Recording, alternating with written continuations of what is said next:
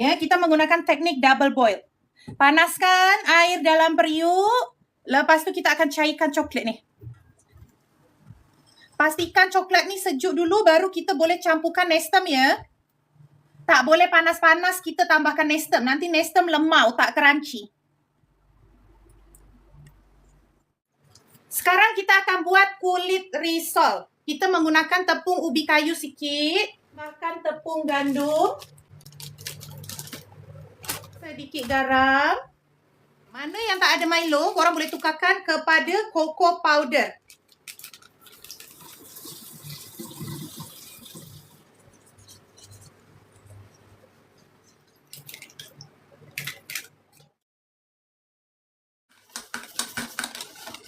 Bismillahirrahmanirrahim. Untuk celupan risol, kita hanya perlukan tepung gandum. Tak boleh terlampau cair ya.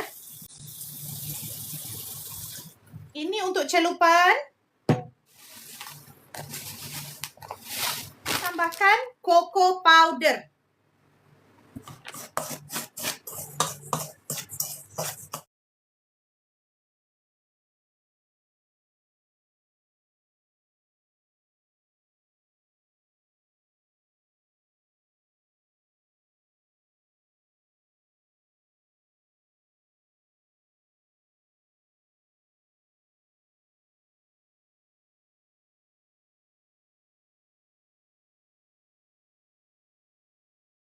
Kalau tak betul-betul sejuk, akak punya inti akan lemau. Ya, coklat ni dah betul-betul sejuk. Sekarang kita masukkan nestem.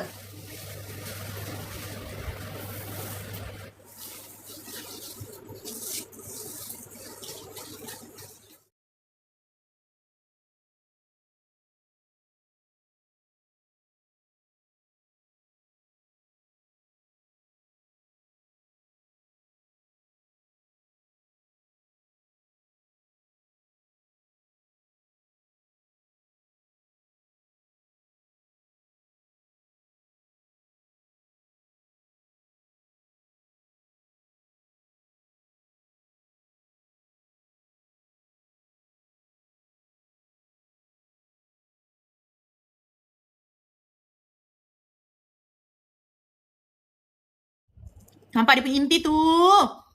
Bismillahirrahmanirrahim.